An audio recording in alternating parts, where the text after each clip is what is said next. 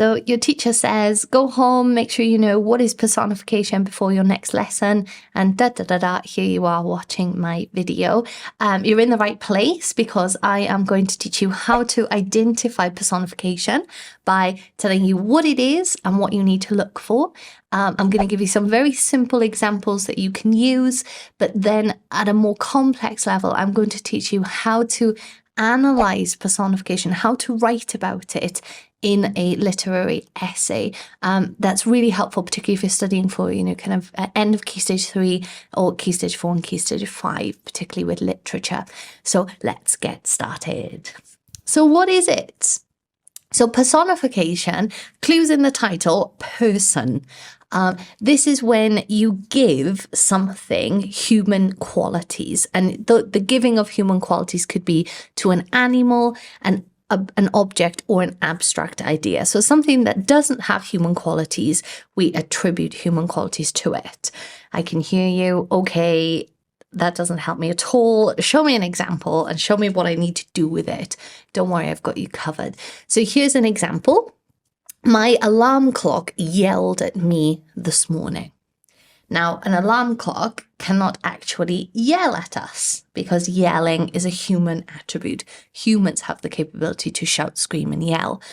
But by saying that my alarm clock yelled at me this morning, we thus emphasize how loud the alarm clock was. It probably startled or frightened the speaker out of their sleep. Another example, the book called out to be read. Well, come on, we know books cannot actually call out to us and say, read me, read me. But by attributing this personal, this human emotion and action, as it's able to call out, shows how much the speaker really wanted to engage with it. Perhaps it had a very engaging front cover, or the synopsis was quite gripping. So it's a great technique to use to emphasize a quality of something. Okay, that's great, but now, how do I do this if I see it in a text? And the text could be poetry, it could be prose, it could be a drama text.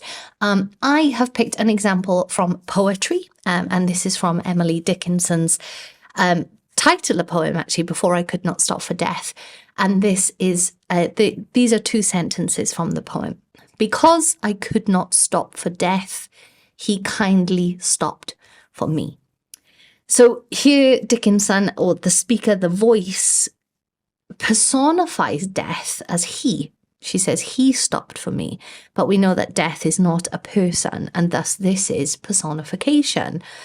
So once you identify it, you then need to think about, okay, but why? Why did the writer choose to use personification? What does it do?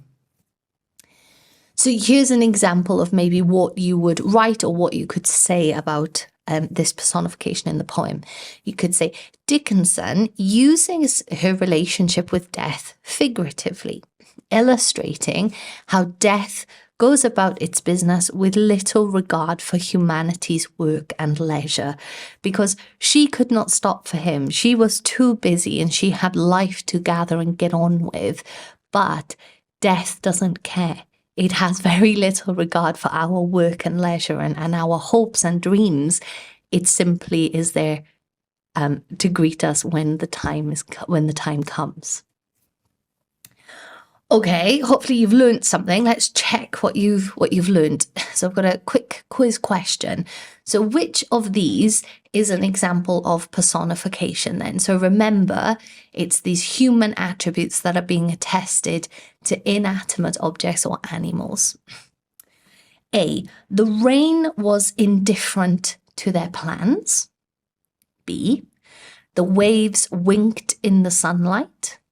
And C, the wind played hide and go seek among the trees. Okay, I'm going to give you 5 seconds. Which one is personification? I've tricked you all there, because actually they're all examples of personification. Did you get it right? If you did, leave a comment leave a comment below, and I will respond to you. Why? Because they all give human qualities to inanimate objects. Okay, so the rain can't be indifferent.